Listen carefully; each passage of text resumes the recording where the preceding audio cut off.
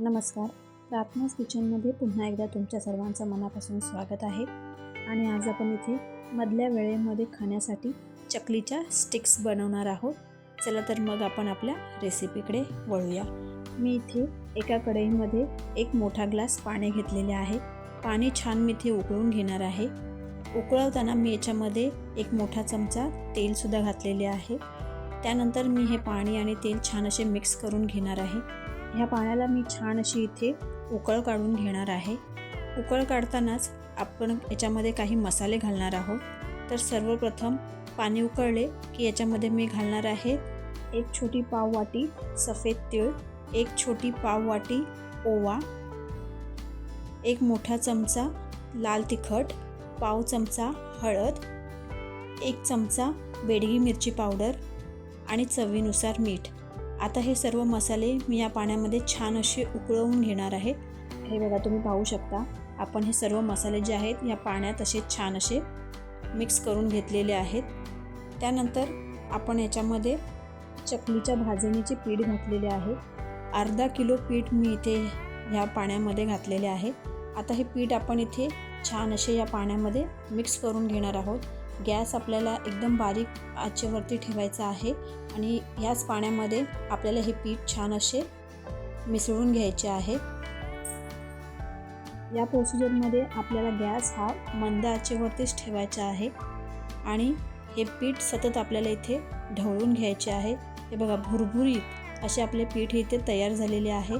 आता यानंतर आपण इथे पिठाला 5 मिनिटं झाकून ठेवणार आहोत आणि ह्या स्टेजवरती आपल्याला गॅस बंद करून घ्यायचा आहे. एक 15 ते 20 मिनिटानंतर आपल्याला हे जे पीठ आहे ते एका दुसऱ्या भांड्यामध्ये काढून घ्यायचे आहे. आपले हे पीठ छान असे वाफले गेलेले आहेत. संध्याकाळच्या टी टाईमसाठी म्हणजेच छोट्या मोठ्या भुकेसाठी मी ह्या चकलीच्या स्टिक्स इथे करत आहे. तर हे पहा, आपले हे जे पीठ आहे ते थोड्याफार प्रमाणात थंड झालेले आहेत. आता आपण इथे साध्या पाण्याचा वापर करणार आहोत. तर आपण हे पीठ इथे मळून घेणार आहोत. लागेल तसे थोडे थोडे साधे पाणी घालून आपल्याला ह्या पिठाचा छान असा इथे गोळा मळून घ्यायचा आहे. आपल्याला इथे पीठ जास्त पातळ करायचे नाही आहे किंवा एकदम घट्टसरसुद्धा करायचे नाही आहे. कारण जर आपण चकलीच्या साच्यामध्ये जेव्हा हे पीठ घालू तेव्हा ते व्यवस्थित असे त्यांच्या स्टिक्स या अशा व्यवस्थित पडल्या पाहिजेत. किंवा आपण जर पातळ केले तर त्या जास्त तेलकट होण्याची शक्यता असते. तर हे जे पीठ आहे ते आपल्याला मुरत ठेवायचे नाही आहे. आपण ह्या स्टिक्स लगेचच करायला घेणार आहोत. तर सर्वप्रथम चकलीचा जो साचा आहे त्याला आपण आतील बाजूने छान असे तेल लावून घेऊया आणि त्यानंतर या चकलीच्या साच्यामध्ये बसेल एवढे पीठ घालून आपण हा साचा तयार करून घेतलेला आहे. तर इथे मी लोखंडी कढईमध्ये तेल तापत ठेवलेले आहे. तोपर्यंत मी इथे स्टिक्स पाडून घेत आहे.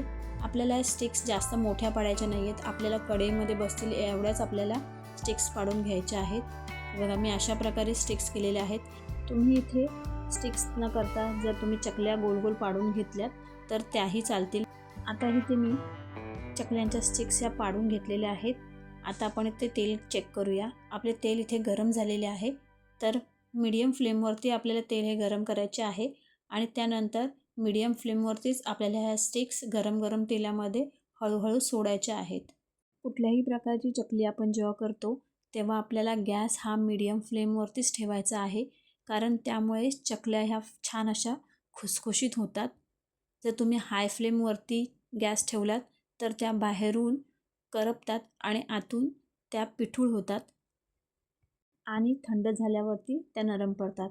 हे बघा, आलटून पालटून शेकवल्याच्या नंतर आपल्या चकल्यांच्या स्टिक्स इथे छान अशा कुरकुरीत शेकल्या गेलेल्या आहेत. तुम्हाला या टी टाईम स्नॅक्स म्हणजेच आपल्या चकलीच्या स्टिक्स कशा वाटल्या हे मला कमेंट बॉक्समध्ये नक्की कळवा.